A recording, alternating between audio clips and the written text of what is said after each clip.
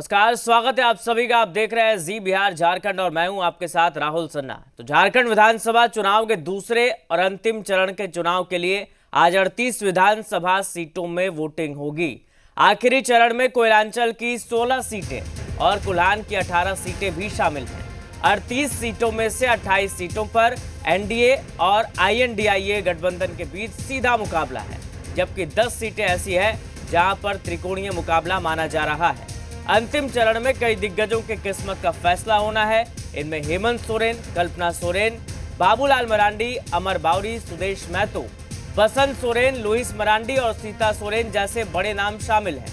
38 सीटों में से एनडीए की तरफ से 33 सीटों पर बीजेपी, जबकि 5 सीटों पर आजसू के प्रत्याशी मैदान में हैं। वहीं INDIA गठबंधन की बात करें तो 21 सीटों पर JMM, 12 पर कांग्रेस, 4 पर CPI-ML, जबकि 2 सीट पर RJD के प्रत्याशी हैं। धनवार में JMM और CPI-ML के बीच फ्रेंडली फाइट है। सुबह 7 बजे से शाम 5 बजे तक वोटिंग होगी और इनमें से 21 बूथों पर शाम 4 बजे ही मतदान खत्म हो जाएगा। अंतिम चरण के लिए 55 महिला समेत 528 प्रत्याशी मैदान में हैं, जिनकी किस्मत का फैसला 1 करोड़ 23 लाख मतदाता करेंगे। सभी मतदान केंद्रों की लाइव निगरानी होगी। बूथ के अंदर और बाहर कैमरे लगाए गए हैं। शहरी क्षेत्र में 2414 बूथ, जबकि ग्रामीण क्षेत्रों में 11804 बूथ बनाए गए हैं। खिजरी और टुंडी में सबसे ज्यादा 20-20 प्रत्याशी हैं। 38 में से 27 सीटें सामान्य, 3 SC और 8 ST सीटें हैं।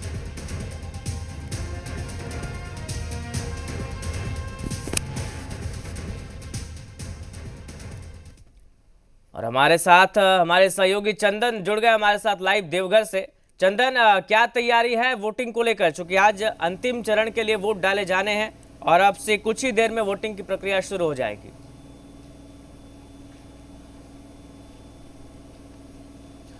बिल्कुल, ये दूसरा और अंतिम चरण है। इसमें 38 विधानसभा क्षेत्र के लिए वोटिंग होने हैं और महज कुछ देर में वोटिंग की प्रक्रिया शुरू हो जाएगी। अभी 6 बजे हैं और हम इस वक्त देवघर में हैं और यहाँ पे हम दिखाते हैं कि मतदान केंद्र के अंदर किस तरह की तैयारियां हैं और कुछ देर में मॉक पोल का काम भी शुरू हो जाएगा। मॉक पोल के जरिए पहले जो तैयारी होती है वो हो जाती है और इसको लेकर देखिए जो मतदान कर्मी हैं वो सभी लोग अंदर में इंतज़ार कर रहे हैं। पोलिंग एजेंट पहुँचेंगे और उसके बाद मॉक पोल का काम शुरू हो जाएगा। मॉक पोल कर रहे हैं क्या?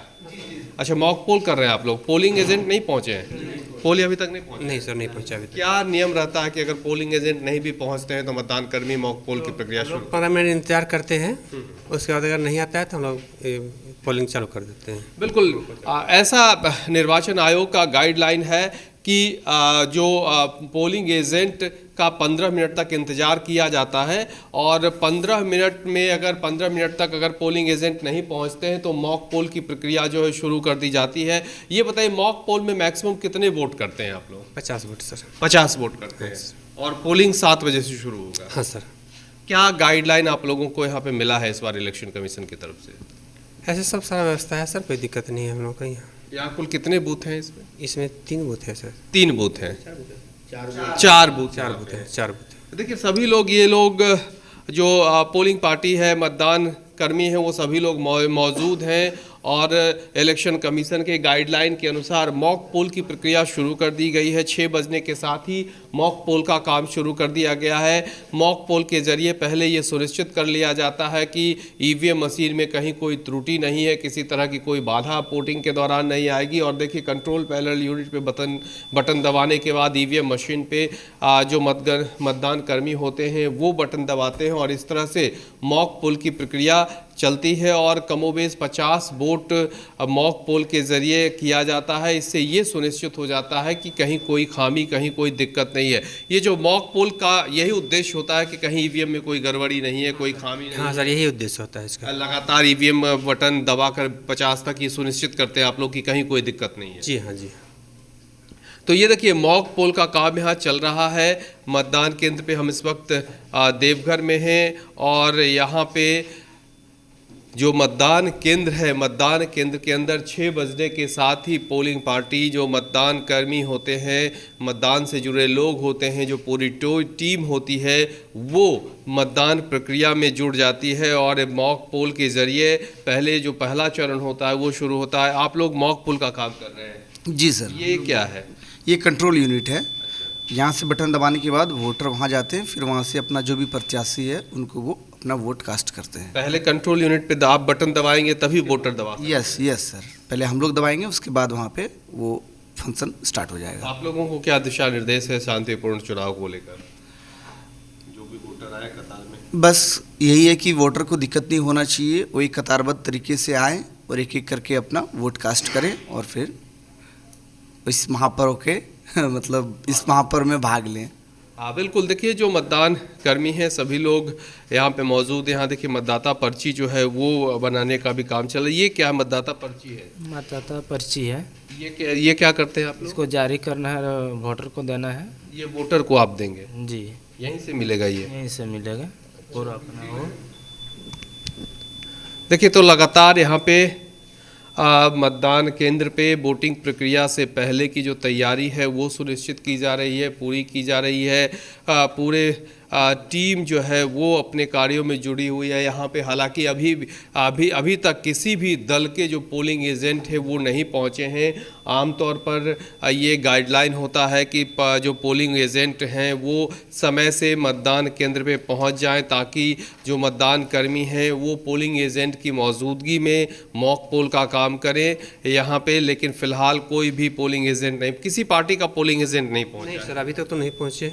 कितने बजे तक उन लोगों को वैसे रहता है कि वो पहुँच? 5 बजे तक सर। अच्छा 5 बजे तक उनको 5:30 बजे तक सर। 5:30 बजे, पौने 6 बजे तक हम लोग इंतजार करते हैं 15 मिनट, उसके बाद मॉक पोल हम लोग चालू कर देते हैं। अच्छा 5:30 से पौने 6 तक पोलिंग एजेंट को पहुंच जाना होता है, ये गाइडलाइन होता है सर। बिल्कुल। देखिए ये मतदान केंद्र है और यहाँ पे अभी तक आपको किसी भी दल के पोलिंग एजेंट नहीं पहुंचे हैं और जो मतदान कर्मी होते हैं वो 5:30 से पौने 6 तक यानी कि 15 मिनट तक वो इंतज़ार करते हैं कि पोलिंग एजेंट पहुंच रहे हैं, नहीं पहुंच रहे हैं। और नहीं पहुंचते उसके बाद जो इलेक्शन कमीशन का गाइडलाइन होता है उसके अनुसार पोलिंग से पहले मॉक पोल की प्रक्रिया है वो शुरू कर दी जाती है। देखिए हर मतदान केंद्र पे वेबकास्टिंग के लिए सीसीटीवी कैमरे लगाए गए हैं जो सीधे इलेक्शन कमीशन की निगरानी में होता है और इसके ज़रिए इलेक्शन कमीशन की भी नज़र हर मतदान केंद्र पर होती है कि वहाँ शांतिपूर्ण और सुचारू तरीके से मतदान हो रहा है।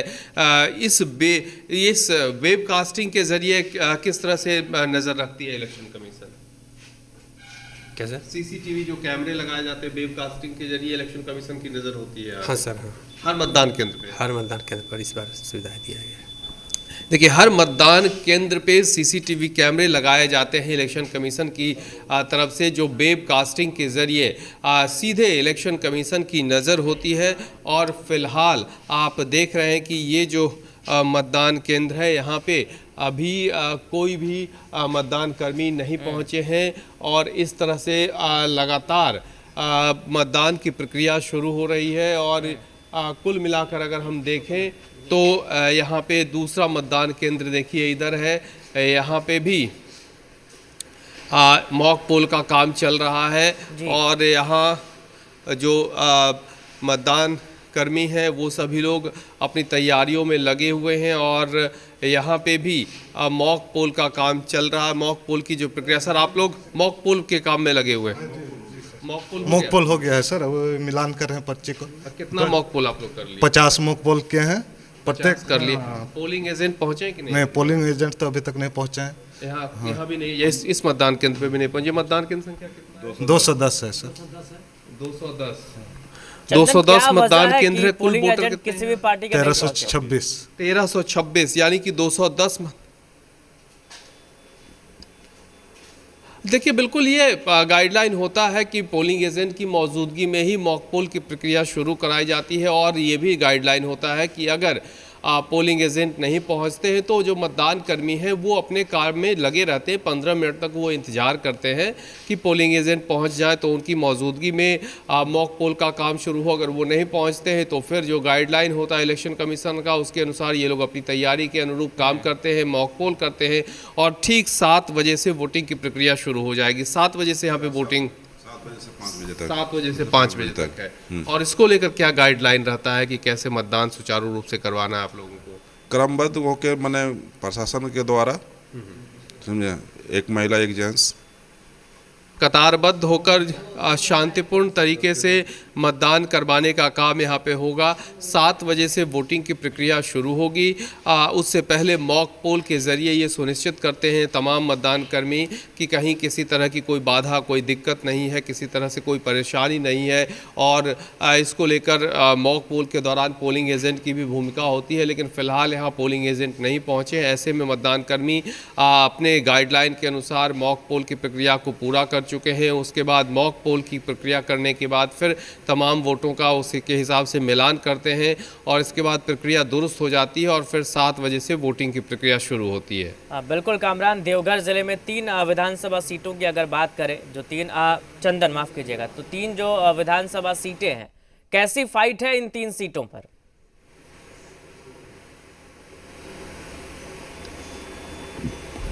देखिए, देवघर में 3 विधानसभा क्षेत्र हैं। देवघर है, मधुपुर है, सारठ है और तीनों विधानसभा क्षेत्र की अगर हम बात करें तो जोरदार तरीके से चुनाव प्रचार किया गया है।